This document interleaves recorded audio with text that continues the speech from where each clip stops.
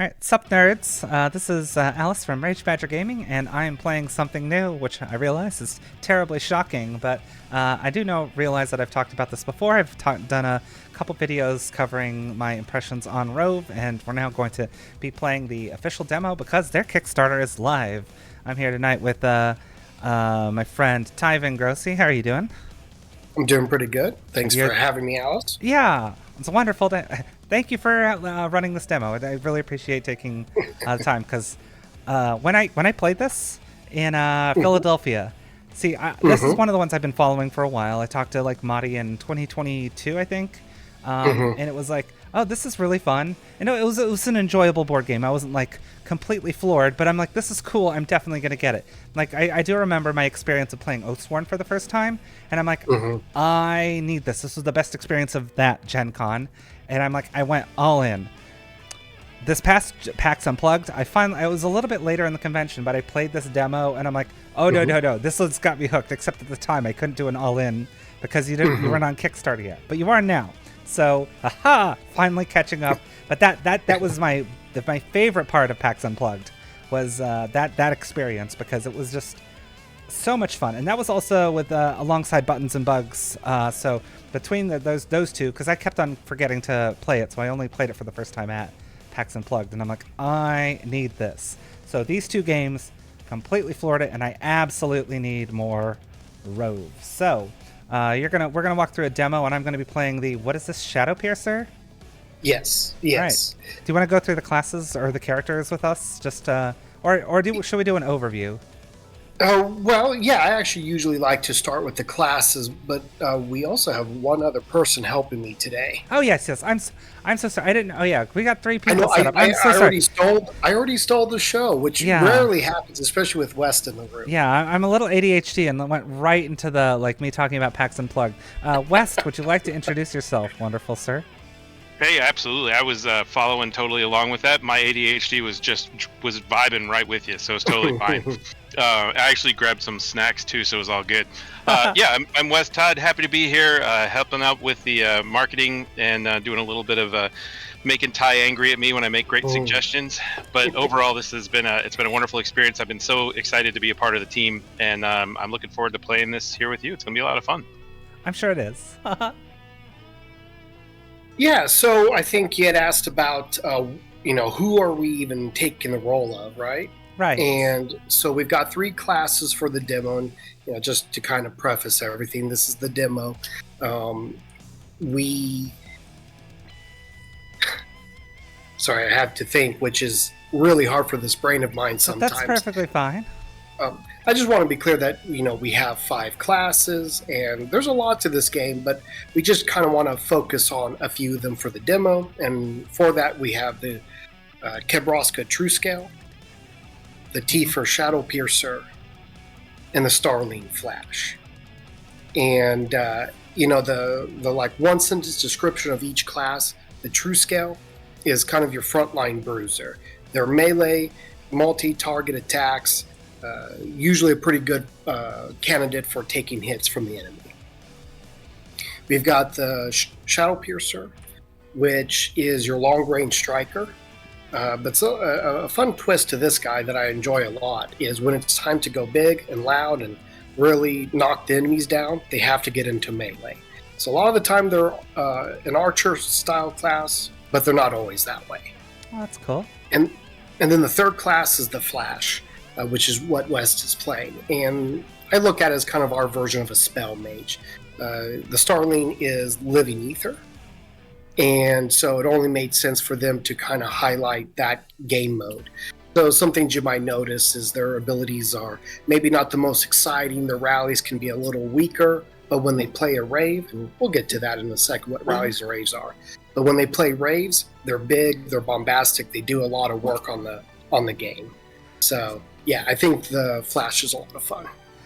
That was the one that I played, and I loved that build up. And the Rally Rave play style is really what got me because I've seen other games that handle it. The idea of that similarly to like at-will powers or encounter powers that like go away, but the idea of you must build this up to use this cool thing, so you kind of have to come up with cool rotations to make sure that you have the right stuff aligned just to play those. But if you want to, can we go into what are rallies and raves?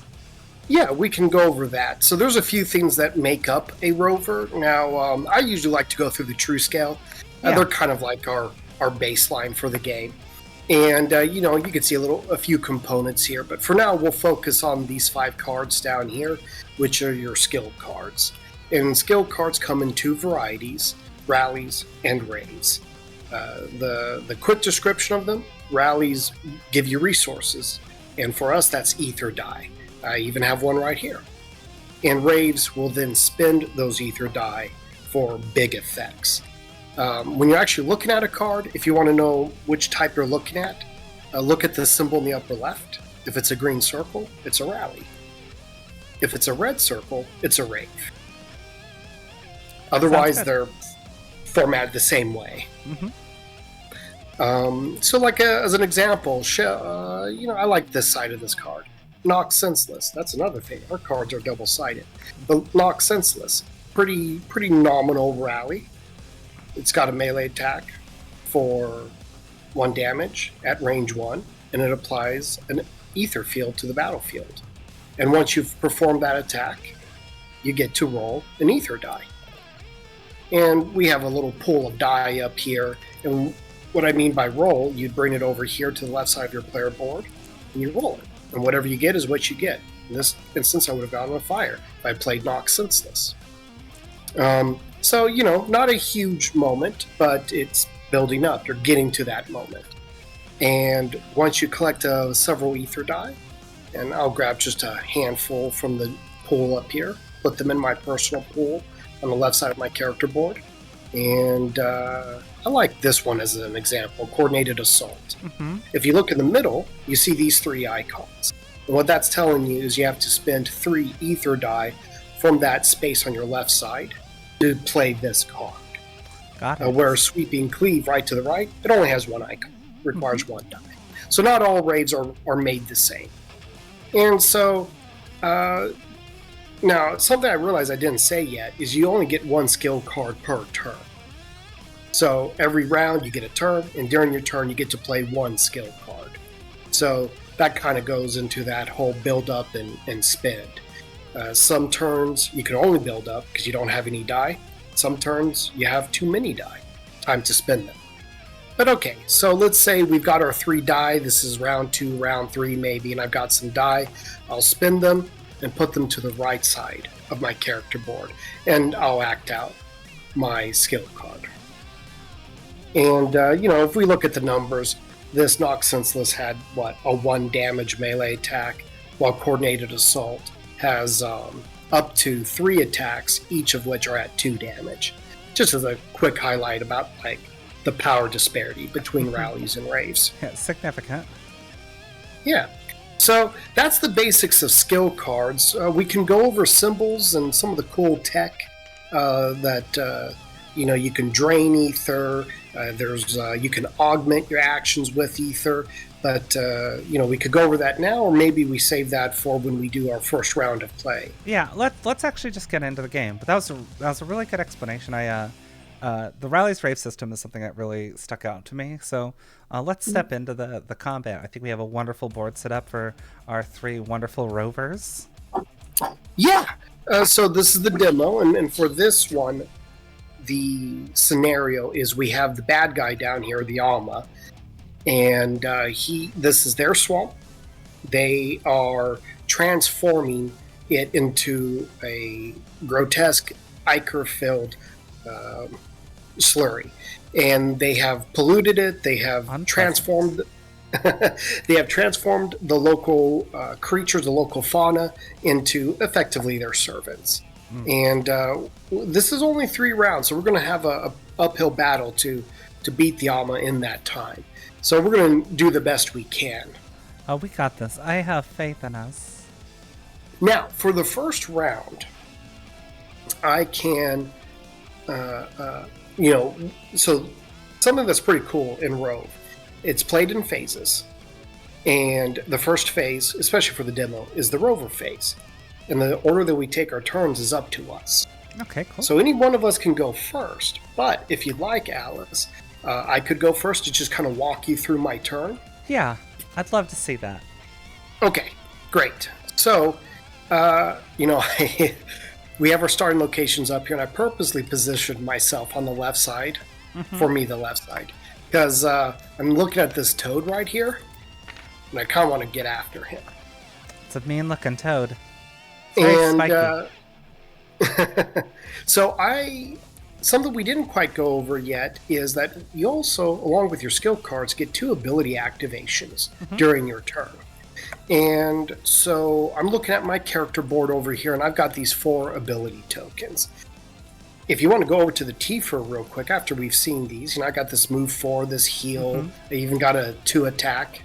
If we look at the Tifa, their abilities are different. So that's something that I think is pretty fun. Each class gets their own abilities. Yeah, very reminiscent of what I love in 4th edition, where a lot of the all the classes have different standard at-will powers, and it looks like there's a lot of that. But instead of only getting 2, you get 4, and I love that design. Yes. So I'm going to open up with my dash 4, which is what the foot and the 4 icon means. It's a pretty standard movement. It works like you would expect. I'm going to move actually to just here. And then I think I'm going to perform a rally. And that's something else that's pretty cool. You got your 2 ability activations, you got your skill card, but you can play them in any order you want. And I've got this rally here, Intrusive Thoughts. And it's actually got 3 separate actions on it. The first one is I can force a non-boss enemy within range 3 to perform dash 2. Ah. And on this map, I made it pretty favorable for the players, because on this map, you've got a 3 damage trap, and you've got hazardous terrain. And it works exactly the way you would think. So I'm going to move this toad, I'm going to force him to perform dash 2, and I control it. I'm going to move him into the trap, then I'm going to move him into the hazardous terrain. Boom. And that really beats him up good. Yeah. And to boot, after all of that, not only do I get to move him into all that stuff, he suffers damage for me just controlling his mind. Right. That's going to finish him off, because he only has 6 health, right? Yes, he has 6 health. It really, let's see, 3, 4, 5. He still has 1 HP. 1 health left. Got it. But what's cool about this, rather than this specific skill, rather than generating a random ether die, it generates the one that's on the card. Gotcha. So I know if you want a very specific type of ether, that'll get you. You have a couple ways of getting very specific types of ether, and then you also have just some random stuff. That sounds good. And you get to do that. You've only done 1 action and that, so you actually still have another action too, right? Oh, right, and that flips. That's a good point. Yeah. I mentioned that a little earlier. So I've used up the card. I've done everything that the skill allows me to do. So I'm going to flip it, and now I have something else. I have a Rave, and it's Ruthless Assault, and that's, I think, something pretty cool. Because now you can't really spam the same thing over and over. Your hand's going to change as the game goes on, and you're going to have to do the best with where your hand ends up. I do love But that. the toad's right by me, and you're absolutely right. He's not doing too well. So I am going to strike him with my melee attack at 2 damage. Cool. So how do we do melee attacks? Yeah, so we have this damage die here. Cool. And you'll notice it's an 8-sided die. One side for each of the 6 ether types. And then 2 of the sides are dim. Dim is kind of like typeless ether. Gotcha. And so I'm going to roll this die. Let me roll this real quick. Okay, I got Earth, and now I'm going to look over here to my class board. So we got our ability tokens on the right side, we've got our class board on the left side, and I'll look at this Ether Affinity, and you'll see that it covers all the elements. And for the true scale, Earth is +0. So I did a 2 damage attack at +0. That means we have 1 dead toad. 1 dead toad. We love to see that. So not a bad start, I don't think. And I've done my 2 abilities, my 1 skill. Now, I do have these reactions up here. So that's always worth keeping an eye on. I have a reaction that I can use after I attack. And I have a reaction I can use before I attack. Now, every rover has their own reaction. Before you're attacked. Yes, I might have said that wrong. I'm sorry if I did. That's fine. Go ahead. but every rover has their own reactions. So just make sure you get a chance to read your reactions, because I don't think I actually. I think I triggered one of your reactions. Were you close enough? Oh yes, actually, but was I close enough? An You enemy were. suffers 3 or more damage within 5. 1, 2, 3, 4. Yep, right there. So does that mean I generate ice, a die of ice? No, that means you generate an ether die. Or an ether die, got it. Yeah, so if you want to use your reaction, it's probably a good idea to use it. Yeah, you can go ahead and roll this die, and whatever the result is what it is. Earth. All right. And so then, we include player aids, so reactions also flip, and the token flips here just as kind of a reminder that you use it. To let you know that we've done a reaction. Got it. That's cool. That's super cool. But I didn't have any reactions to use, at least nothing that I think is beneficial. I think I'm going to hold on to my reaction. But I was able to give you an opportunity to use yours. I think that's pretty cool. That is cool. But either way, I am done. I've used both abilities. I've used my skill card. And that's a pretty basic rover turn. Yeah, that seems pretty cool. If it's cool with you guys, I could go ahead and take my turn. Yeah, go ahead. I want to see it. Show me how to Sweet. spark or flash. Yeah. Well, I don't want to get arrested, but what I will do here is go ahead and do my reaction, because my reaction is off of your reaction. So when you generated an ether by your reaction, it then made me be able to generate an ether as well. So I'm going to go ahead and do that. So I will grab an ether die, and I will roll it as well. And then I will flip this card over and flip my token over. Whoop, there we go. That's good. All right, and now this new action would be available for me the next time. But I love to play the game where I do the things that that mages shouldn't do. Melee? That's pretty much exactly what I'm going to do. So here's going to be a fun time. I have 2 movement abilities. So I have this one here on my board, which is going to allow me to move 3. So that's a dash. So I'm going to go ahead and do that ability. So we're going to do 1, 2, and 3 to get me up here.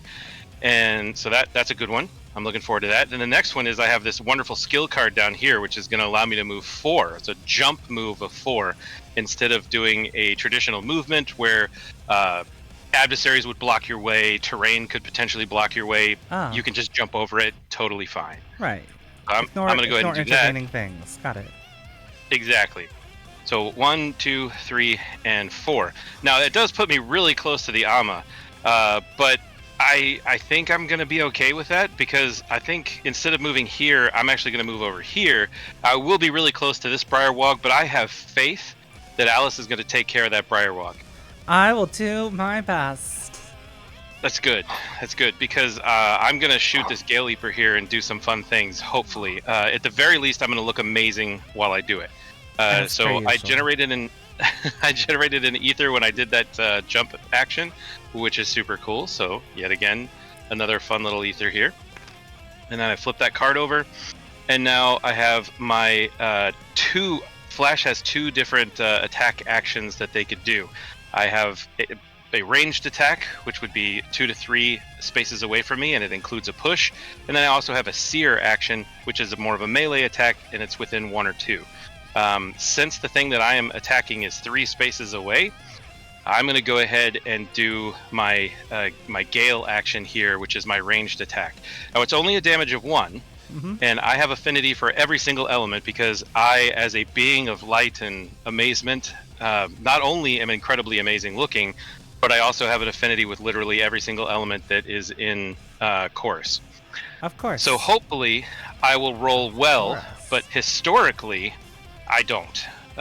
So that's why I always say I'm going to look amazing doing it. So I feel like just in case something bad happens, I'll be okay. There we go. Perfect. Look at that. So this is a dim, which we haven't technically talked about yet. There are opportunities throughout the game for you to dim ether dice. And the easiest way to think about it is that you're taking the affinity, you're taking the magic out of that element, but the element is still there for you to spend. So in certain circumstances, like if you take a look here on this board, if I were to take an air dice and dim it down, that's that little half moon sign, we would then replace that air die with one of these black ones, which is the dim die. So actually, I'm going to go ahead and do that because I think it's going to be great for this opportunity because it's going to give me an additional push.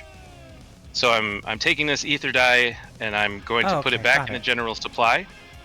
And now I've used that air from that die and added an additional push. So now it'll be an attack of 1 with a push of 1, but now it'll be a push of 2. Got it. So you're going to do an extra point of damage to him, too, because you're going to knock him into here? That is absolutely 100% correct. I'm going to knock this guy. I'm going to knock this guy right here into this spot over here. Got it. Okay, got it. So, yep. So that's what we're doing. That is going to be 1 point of damage for the attack, which will knock down there. And then I'm going to push him twice up against this ether node and make them suffer 2 points of damage for doing so. So that takes him down to 2. Cool. Yeah. Love to see that. Absolutely. And with that, my amazingly talented, incredible turn is over. Now, please don't let me die. Okay, so I'm going to let you die. No, I'm going to try to go for that little toad. So what I'm seeing here that I like the most is I think careful aim looks like a pretty solid thing. I need to get closer, though. So I think what we're first going to do is do bound to... no, stay up there. So I think if we do something... There we go. I think it'll be a little bit more friendly now. There we go. All right, but so first, 1, 2, 3. We are now friends. And I'm in range to where I can... careful aim. So he's in range. And that allows me to roll one of these dice and I do an attack 2, which requires me to roll this die, right? Based off of my affinities. And I'll still be able to ambush him after that, right? Absolutely. All right, so first let's do the careful aim. And whee! And here we go, Earth, which is just a +0. So I do 2 damage to the toad. Right? Yes. And if you don't mind, I'll go ahead and go ahead that health ball. Yeah. And then I grab one of these ethers and roll it and add it to my supply. Yes. Ta-da! Oh, another Earth. I'm feeling very earthy today. So now, then I flip this over. So now I have a very big Devour Prey option that I can do next round, which looks way more intense than my rallies. But that's also just my... I still have one more, so I think I can do an ambush over here to do another attack 2. That one's at range 3. 1, 2, 3. Okay, it's still at range 3. All right, so let's try this again. Dim, which I think is just a neutral on all of them, right? So 2 more damage. Yep. I'm sorry, I did not kill it, but I did almost kill it in the process. And it's the thought that counts. It is the thought that counts. I have a suspicion Wes is going to give us a chance to demonstrate something else in this game, which I appreciate. But let's see what the adversaries do. All right. Now, this is the first round, and whether it's this demo of ours or if it's the live game, the adversaries always perform their first ability. You'll notice that for the demo, they have 3 abilities, and so the one in the leftmost column is their first ability. Cool. And that's the one they're going to perform for the first round. And they activate in the order that they're printed in the book. So for this page, it's Gallipers, then Briarwogs, and then the Alma. So the Gallipers are going to go first. And if we check their standees, you'll notice that there's numbers. For this one, for the mod, the numbers by their HP.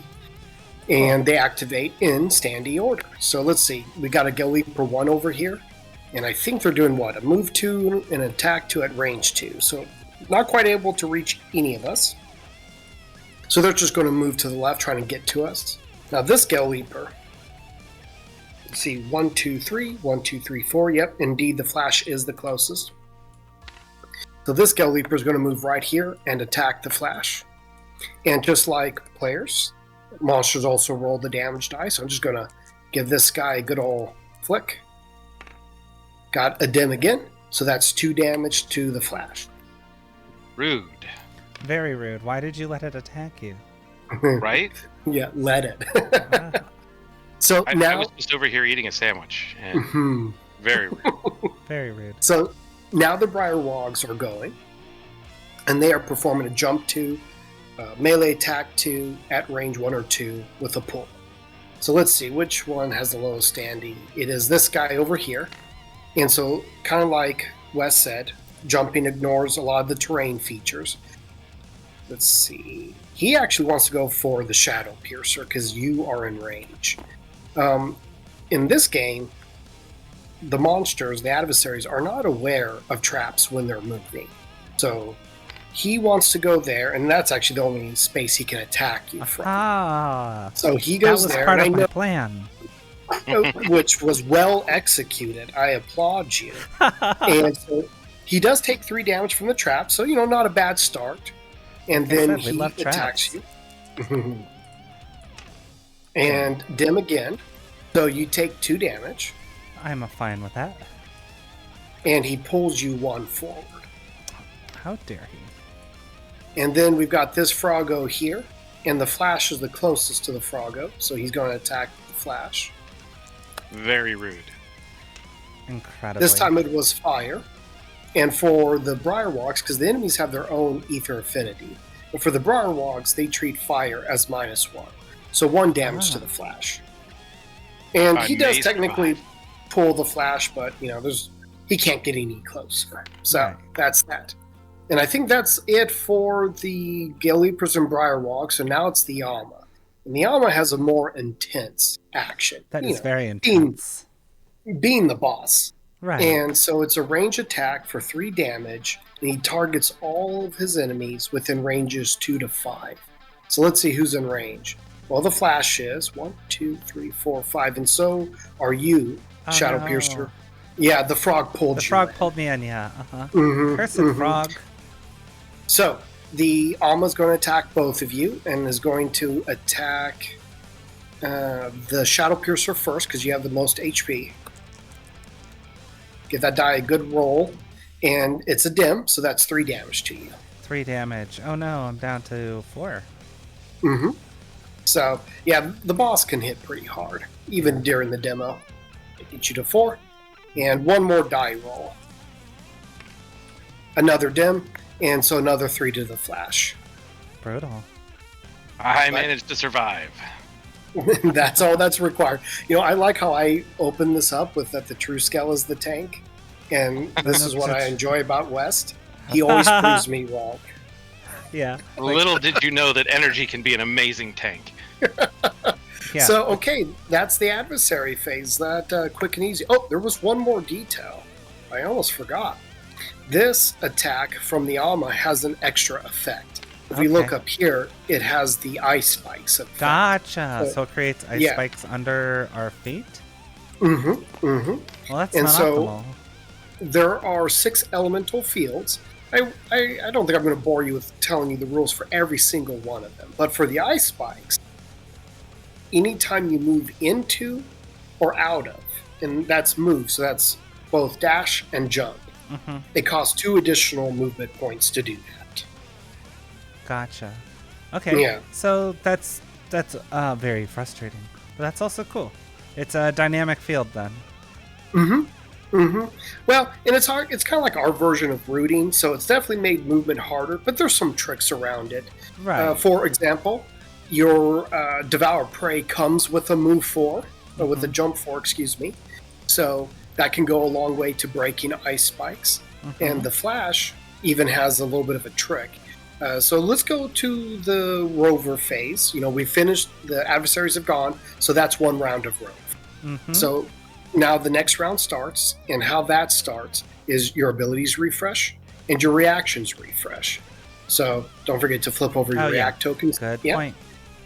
And I don't know exactly what West is doing, but he does have Glide. If he was somehow able to get the Crux element, he could drain it, like he mentioned earlier. And it changes his dash 3 into a teleport 3. And teleport is not considered a movement action. So he could teleport out of the ice spikes and effectively ignore its effects. That's neat. So we've got 3 enemies that are beat up and 2 rovers that are beat up. And I can help quite a bit with this, I think. Yeah, I could. I can clean this up pretty good. I can go first. I want to see you do it. Okay. Unless you had some, I know you probably had something in the bag, Wes. So I don't want to steal your thunder. Oh no, you're great. I would appreciate it if you could clean this up, because then I could focus my attention on other fun things. Okay, great. So I'm going to use my skitter. I'm going to dash in there and pretend like I'm a frontline fighter. And then I'm going to start off with a ruthless assault. I just, oh, I did this wrong. Oh no, what? I played myself. I'm so used to being a little more efficient with my ether generation. I don't quite have what I want, but I do have a backup plan. I do have sweeping cleave. So I think I'm going to have to rely on the heart of the die and see if they're on my side. Of course they are. I have faith. And can I get all of them with a sweeping cleave? No. No, I cannot. Okay. You're making this a challenge, West. I appreciate that, but I'm going to see you through this. I promise. Yeah, I wanted to attack. But that's a good call. I like where your mind's at. Because this Kebroska True-Scale, Kebroska, those are two names. So I have a tendency to play the Roska side of the class, move in and bonk, but the Keb side has some cool abilities too. And one of our baseline abilities is we can move those non-boss enemies. Now, it's not as good as Intrusive Thoughts, but still pretty good. I do. So I'm going to force this guy. Wow, that is so real. So I'm going to move that Gel Leaper over one. I can only move him one, but that's good enough. That'll get the cleave. Absolutely. And based off of what I have in front of me, yeah, I'm going to spin this morph. I'm going to spin this morph on Sweeping Cleave. Cool. And now the two enemies are inside the target pattern. So let me roll my die. Let me get a good roll on this. I have faith. Did not get a good roll. But that's okay. That's okay. So I get one onto the Briarwog, and now for the Gel Leaper. Earth, which is +0 for me, so the Gel Leaper is out of there. Yay! Alright, we got one down. Okay. So, and now my die goes over here to my infusion pool, and I don't think I can do anything cool with that die just yet, so I'll save it. But, Sweeping Cleave, so I've used it, it's time to flip. This card is kind of neat because it has an additional instruction on the bottom of it. When I flip this card, I also have to flip one of my Roska cards. I'm going to flip this, and the Roska card that I want to flip, I think is going to be this one. I kind of want my defense up. Makes sense. Yeah. So, it changes my hand up a little bit. That's cool. Then I think the last thing I'm going to do, we did grab some consumable items just before we started the encounter. And I do have this Soothing Salve, which allows me to heal myself or an ally that's within range 1. And I do happen to be right next to the Flash. Yeah, the very melee tank for some reason. So I'm going to go ahead and use my consumable item and give you 3 hit points. Oh, William, thank you so much for this wonderful suntan lotion you've sprayed across my body. I feel amazing. And you know what? Just because I want the die, I'm actually going to use Watch the Back. And after you attack, I can push an enemy. So I'm just going to push him to more to send a message than anything else. That's fair. But that does get me an ether die. Perfect. And that's about it. I can't do anything else. So, I was hoping for gold. And now I'm just going to have to do what I normally do. West, Alice, save me. All right. I'll do my best to save you. Okay. Wes, do you want to go first, or should I? I always have a foolproof plan. The question is whether or not it actually becomes foolproof when I execute it. It's the execution of my plan that usually is quite poor. That's fair. But let's see what happens here. So my plan is that I am going to save myself by sacrificing myself. And I know that that's a little weird, but I feel like we're gonna see some coolness here. So one of the interesting things about the ether fields is there can ever only be one in the same location. So if I happen to have an item like this beautiful mallow here, I will be able to put a field down, which is this healing field here, and that will allow me, if I were to end my turn in this space, I would be able to heal 1 damage from that. But it also will negate the ice field that's underneath my feet. That's very good. And yeah, as a person of light, I feel like I would prefer not to have ice underneath my whatever I have for toes.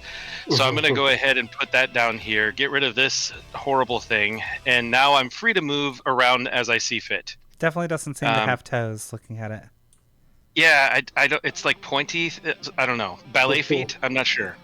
I'm gonna. That's right. Definitely not point shoes.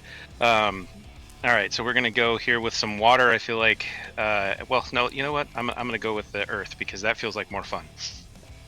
So now I'm free from the ice spikes. I could move around if I want to. I will want to eventually, but maybe not right this very second. What I want to do this very second is to make sure that I have something good to do and make an impact, be a member of the team that is helpful and it is justified in the actions that they so desire.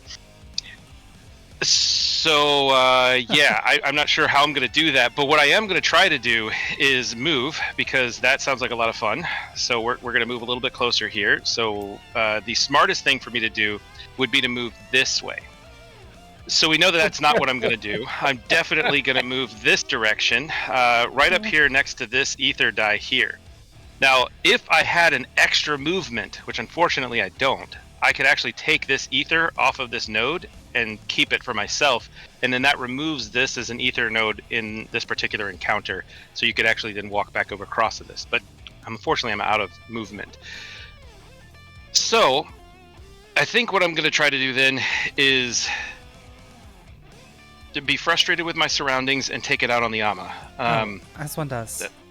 Yeah, that's definitely what I'm going to do. So I'm going to take it and do one of these. I haven't done my seer yet, which is going to be a 1 damage attack to something 2 spaces away. It is a melee attack, so I'm fulfilling that need inside myself to swing hard. Isn't that what they said in that movie where there were some aliens and like a kid had a bat? I don't Signs, remember. yeah, swing Signs, away, yeah, Mel, that was swing the away. one.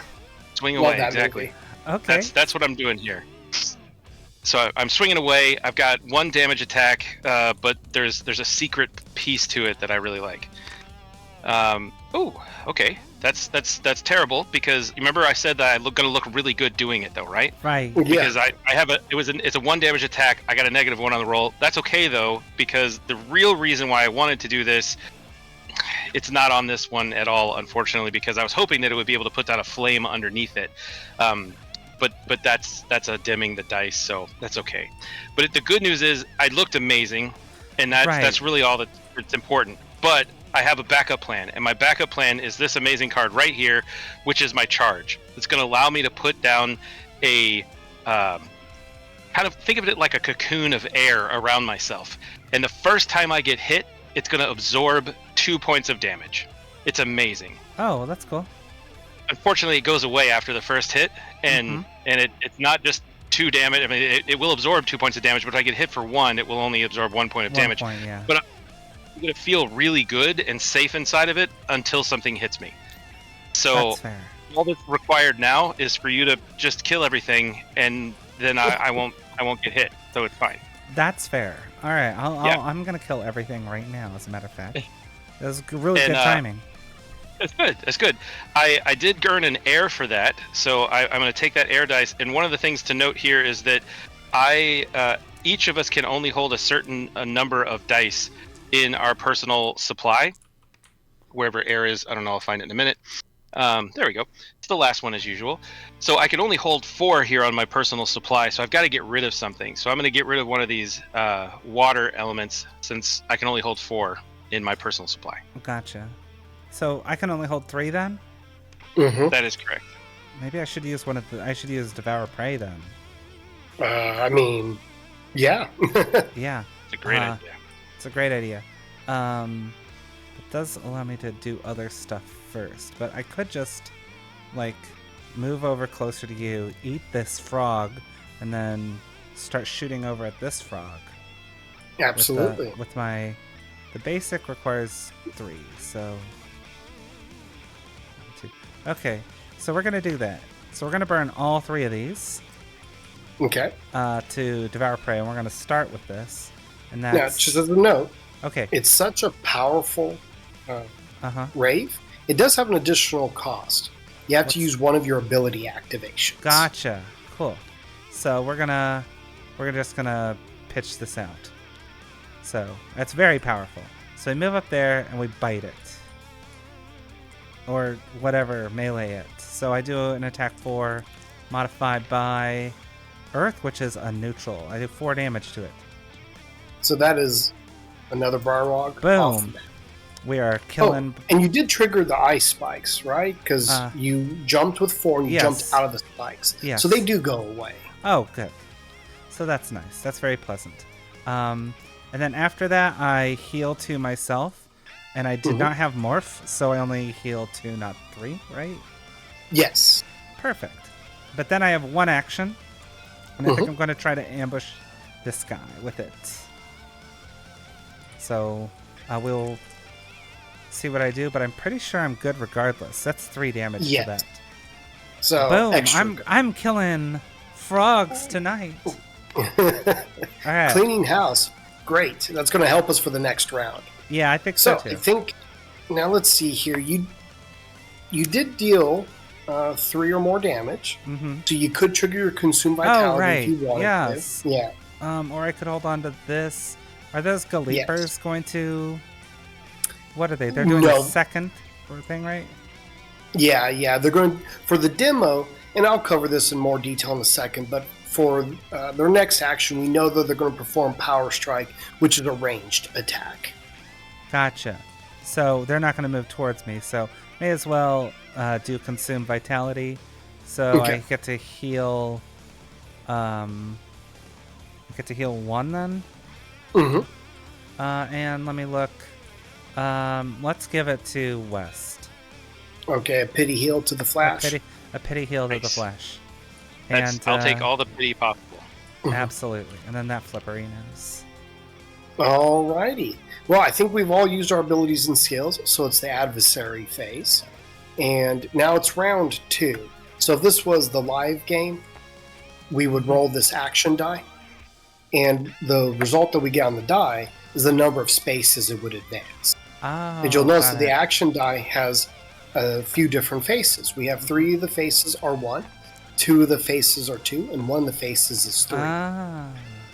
And in the live game, adversaries have 4 abilities. Gotcha. So you're never quite sure what they're going to perform, but you do know they're not going to repeat the same ability twice. Right. But, and you would roll the die for each one. But this is the demo. We like to keep things moving pretty quick. So we're just going to move the Galeapers forward 1. And we don't have any Briarwogs, so we can skip those guys, and we'll move the Amma forward 1. We're just really good at killing Briarwogs. Extremely good. Those frogs can run away. Now let's see here. 1, 2, 3. 1, 2, 3, 4. So the Flash is closer. Let's see here. Actually, this guy goes first. 1, 2, 3, 4. 1, 2, 3, 4. Okay, so this one's kind of interesting. Galeaper 1 is going first. And you 2 are equidistant from Galeaper 1. The tiebreaker normally is hit point. But you both are sitting at 6 hit points. They want to attack whoever has the most. Gotcha. So now, because it's ambiguous, we get to decide. So, between the Shadow Piercer and the Flash, who wants to take this hit? I'll take the hit because I got the shield. Okay. Oh, that makes sense, yeah. We'll roll for the Galeaper. And they got Crux. which is neutral for them, so that was 2 damage.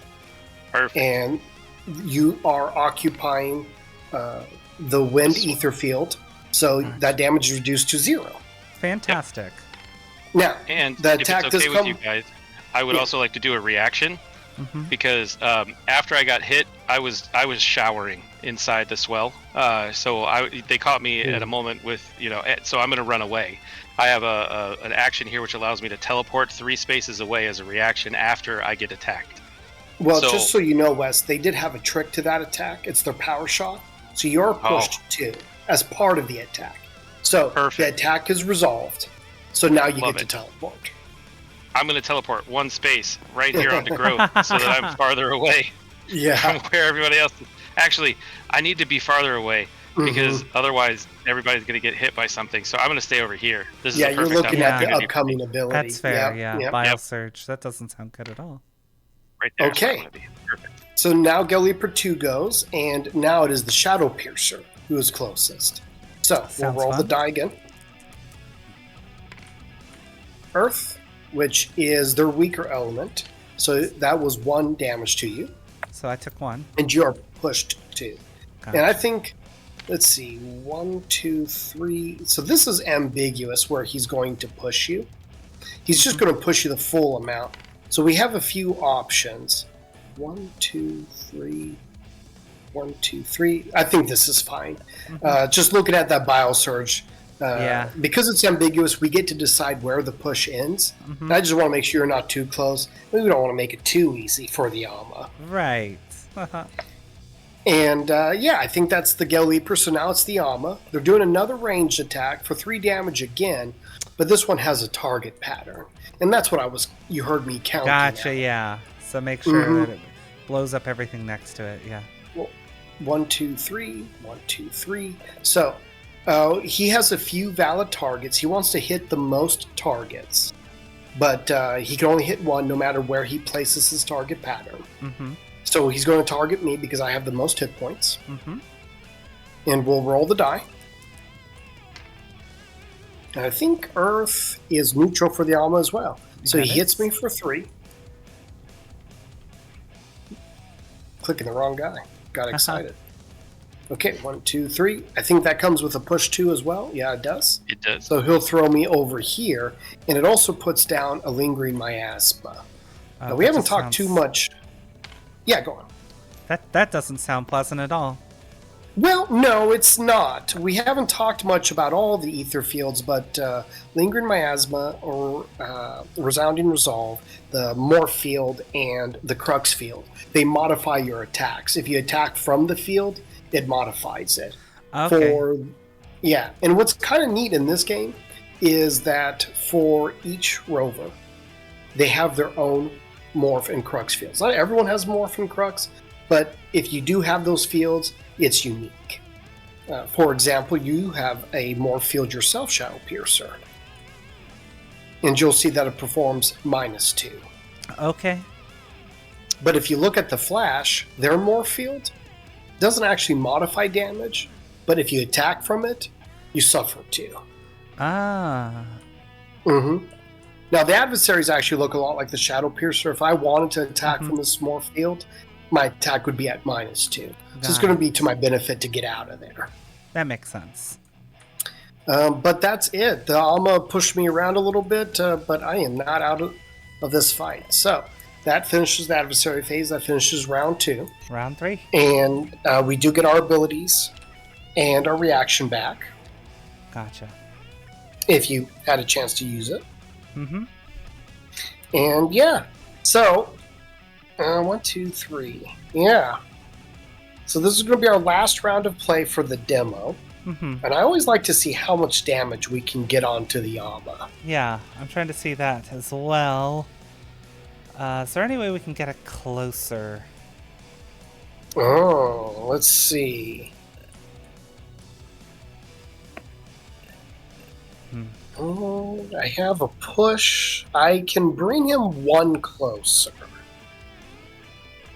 Wait, you need him closer? I got you. Don't worry. Oh boy. I got this. I got you. We're good.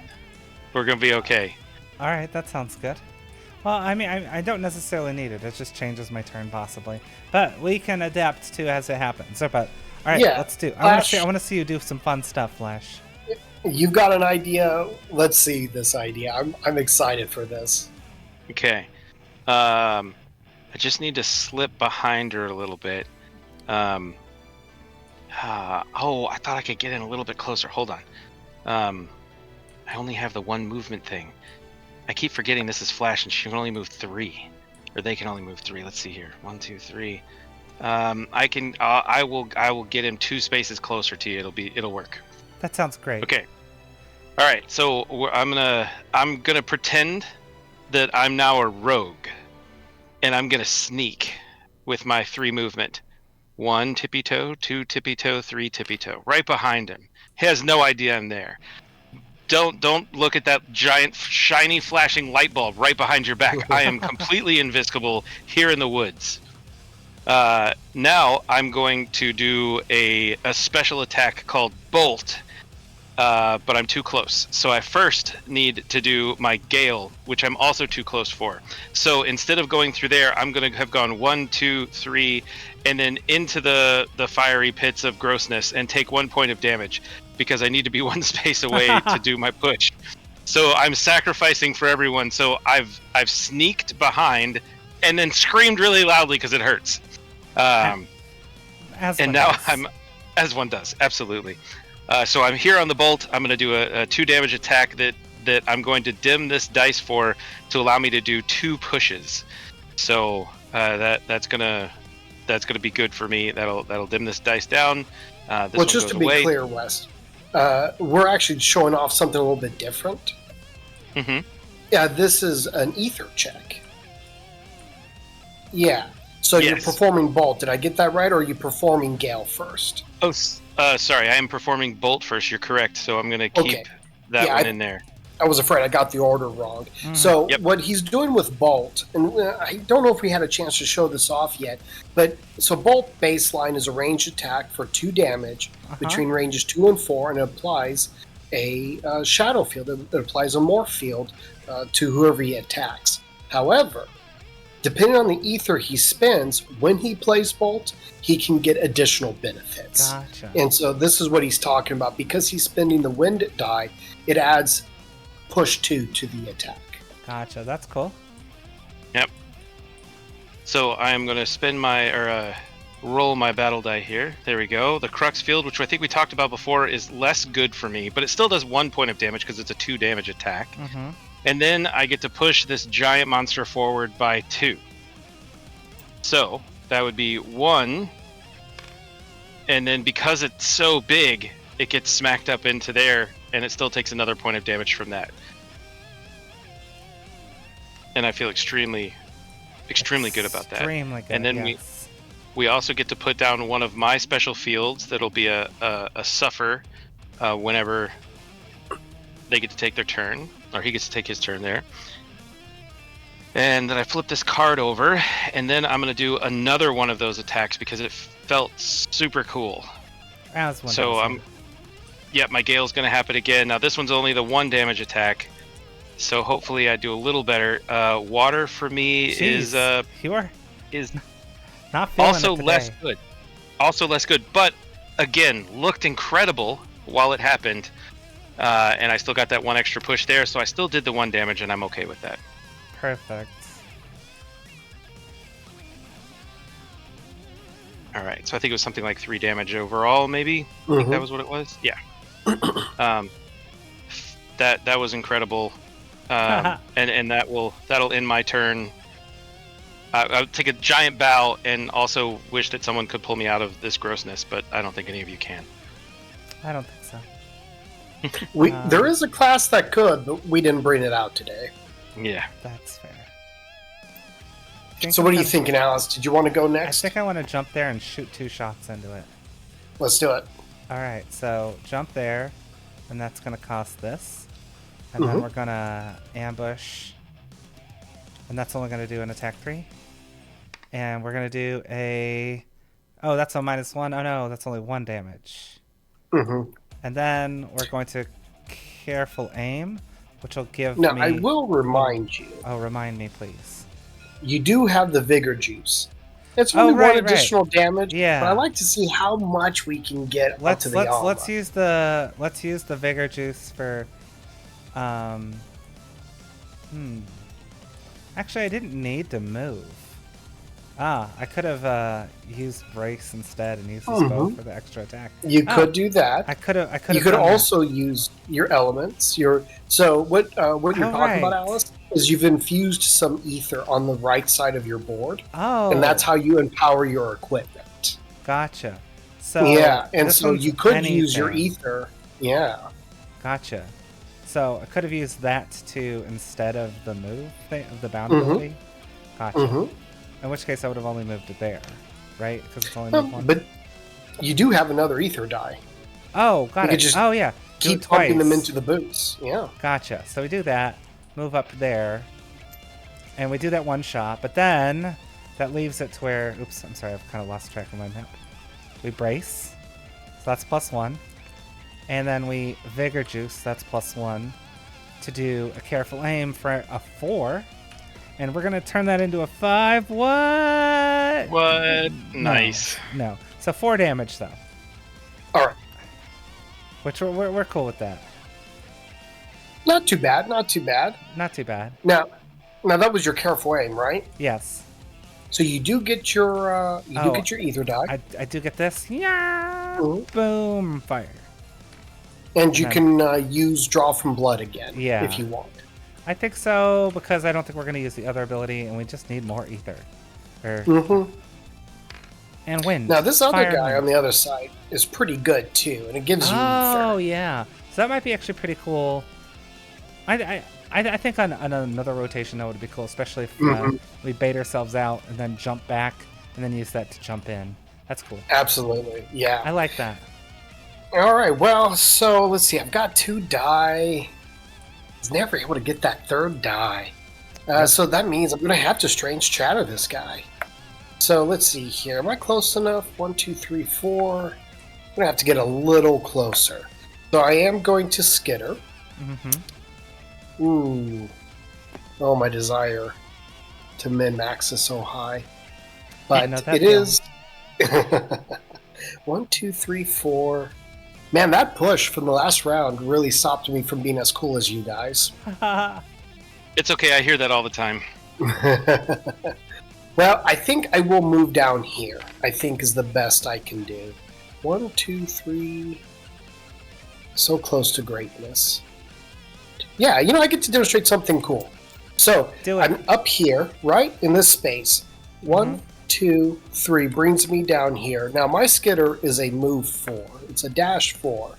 And if you remember what Wes said earlier, if you have any movement points to spend while you're next to a ether node, you can get that ether node.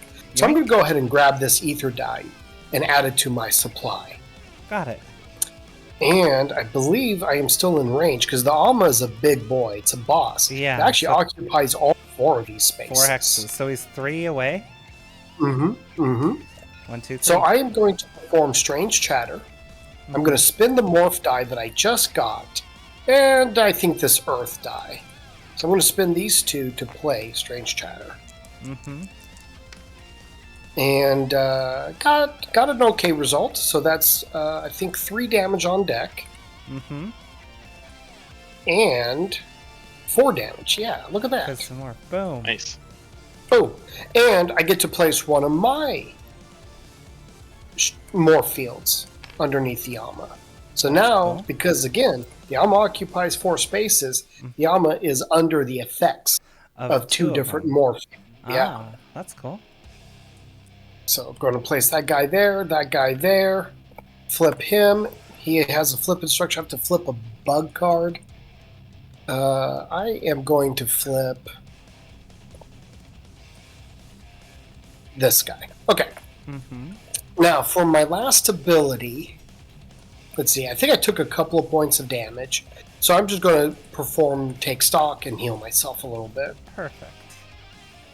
And those are my 2 abilities. Ooh, I even have my reaction after you attack, which is another heal, and I think I'm going to use it. very good recovery on that Kabrowska. Is it Kabrowska? Yeah, Kabrowska. Kabrowska. And that's my Tank turn. I'm good. All right, adversary phase. Now, again, if this was the live game, we would roll the die. But for the demo, we're just going to keep it simple, get to the point. So we're going to move the Gale Leapers to the third ability, and we're going to move the Alma to their third ability. So the Gale Leapers are going to perform Rending Swoop, and they want to get in close and melee us. But we've been keeping our distance, and so they can't reach us. I think this guy actually flies over. Yep. So they're just looking at us menacingly. Now, the Alma, well, now this ability is a little on the more nasty side. The Alma's going to perform a melee attack. However, there's a caveat to that melee attack. It's a melee attack at range, or excuse me, for 4 damage, and he's always going to target the closest enemy. So it doesn't matter your distance, the Alma's going to reach you.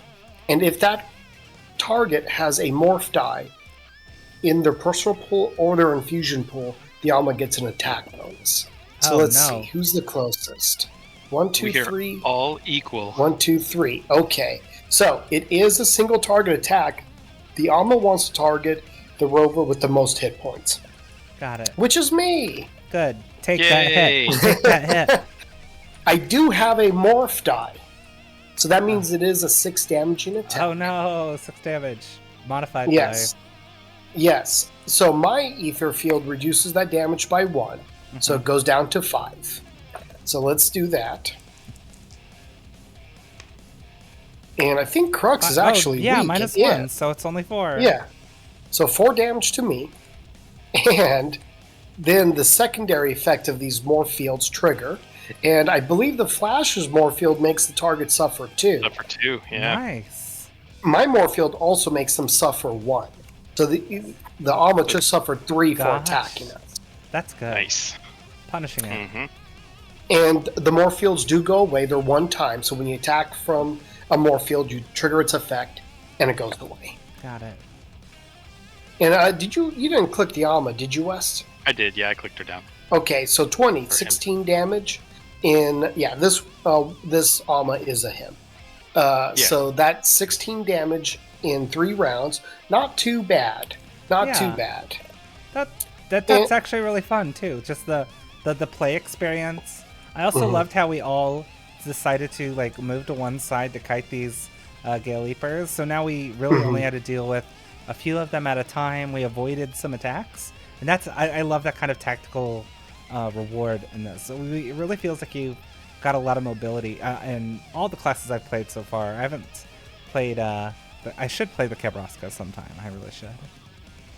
Yeah, the Kabrowska being a melee class is actually a little quicker than some of the others, just to make sure that you can always stick to the enemy. Right. The Shadow Piercer, if you notice, a lot of your mobility comes from your raves. So when it's time to go in and attack for big numbers, you definitely have the opportunity to get in with the enemy. Yeah, you can absolutely jump in there. All those let me close the picture here. But jump 4, jump 5. This one, that's a really brutal hit. That's a very nice hit that also heals you. And this one, oh, look at that. That's got a big push too. And then, that's actually pull. Yeah. Pull. Oh yeah. So you jump in, then you pull them, and then you hit them hard, and you flip a card. Wonderful. Yes. And so that one, Drag Away is kind of a neat rave because there's a little bit of hidden tech. Drag Away. You can pull an enemy away from their allies. Oh, yeah. And isolate them. Yeah. So you could run away, pull them to you, and then slap them with that, then follow up with more. That's brutal. Love that strategy. Yeah, so the Shadow, I enjoy the Shadow Piercer a lot. I think they're a lot of fun. And you were talking about mobility, so just to kind of highlight some things that we didn't get to see during this demo, is if you look at the Gale Leaper's third ability, they have a -2 retreat there at the end. But if you notice, it has this icon here. And so what this line is telling you, the line with the arrow, they have to be able to perform the attack to retreat. So in another world, if this Gale Leaper had been able to say, this one right here, Gale Leaper 1, had been able to attack you, he would then skedaddle away, making distance. Yeah, yeah. It's one of the more challenging attacks because they get a hit in and then they run away, forcing you to kind of have to eat up some of your resources chasing them down. But and the Alma didn't get to move a lot this game. In fact, I think the only time it moved was when the Flash moved it. But as you might imagine, for the campaign, the Alma's a lot more mobile. So that was pretty important to us. We wanted, even though our maps are generally square-shaped, we keep all our maps, or as many of our maps as we can, to one page in our map book, so that setup stays quick and easy. I think we were able to pull off some pretty fun and inventive stuff to keep you moving through the map and keep exploration pretty meaningful.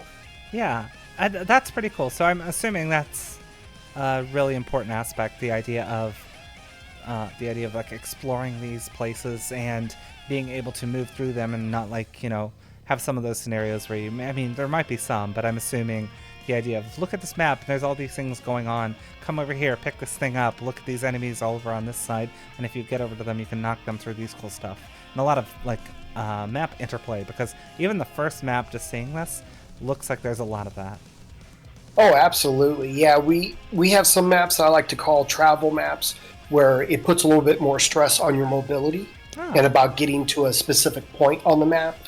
We do have some maps, some encounters, where you have to grab a doohickey. I don't want to say too much. I don't want to give it away. But sure. You'll have to grab something and take it to a different part of the map. And we do even have some holdout encounters. Sometimes the enemy's overwhelming, and it's not so much about your mobility, but about can you resist the onslaught from the enemies. So I think there's some varied play in our game. I still remember the first one of those missions I ever did in my life, not related to board games, but back in StarCraft 1, where it's like, where all it just said survive for 20 minutes, I'm like, or whatever like that. I'm like, what? Just do I? If it's what do I do? If it's StarCraft 1, I know which map you're talking about. Very early Terran mission. Yeah. Oh my goodness. And then I got so scared at the end, and I was so heavily breathing. But every time you see those coming along in various board games or other video games, I'm always like, if it's just hold out for X rounds or X amount of time, I'm always like, no, it just brings that back. So I did think Westbrook, I think you were about to say something before I went on that little bit. There's two things that I wanted to mention. One of the things with the maps themselves, we have opportunities where there's cliffs on the side of your map, and you can take an enemy, and if they're weak enough, you can toss them off the side of the map with push mechanics. It's awesome. I've not seen any other games that do it quite like that. It's super fun. The other thing is, when you're ready, we would love to show you some of the extra stuff that you would be able to tell some of your supporters about and your community about, but unfortunately we can't have you videotape it at this point because we want to make sure that we keep spoilers outside of the community. But I think it would help to showcase some of the cool new things that we're doing and be able to show you some of those things so that you can communicate them to your fans in a way that makes sense for them. All right. We'll put that in just a little bit. I did have one more question related to the world of Chorus, and I think we can do a little bit of wrap up, and then we can talk about that. Sounds good. So, I've heard a little bit from talking with Josh about the world of Chorus, but I want, I've noticed first off, just the art style compared to a lot of other dungeon crawlers, especially stuff like Oathsworn and Kingdom Death, where you see them be everything is very gritty, grimdark. And it's like this, it's very bright and exploring these wonderful landscapes and these very interesting looking characters. Without going into mega detail, although I'm pretty sure one can, tell us just a little bit about Chorus. What are some cool things that we should know about it? Well, gosh, there is a lot to talk about. So I think I'm going to have to focus on just one thing. Sure. And, there are some dark corners to Chorus, but I'll give just a little hint at a later story that you could encounter. And there is an opportunity to find what I think of as kind of like a demigod that roams the lands of Chorus and has even helped shape the lands of Chorus. And this quest isn't so much about killing the demigod, but helping them. That's actually a really cool aspect. Mm-hmm. I like that idea. It's one of my favorite quests that we've designed, because there is a lot of fighting in this game. In the end, some of the coolest things to do to battle, and we were able to craft a story where at least the resolution wasn't so focused on just hurting everything you saw, and to get to meet this creature and the environments that you're going to visit as you're traveling to this creature and trying your best to help. I think that's one of the coolest things we've done in the campaign. And so where the Alma here is dark and spooky, not everything in the game is necessarily quite like the Alma. Gotcha. Well, that's super cool, and the world sounds really interesting too.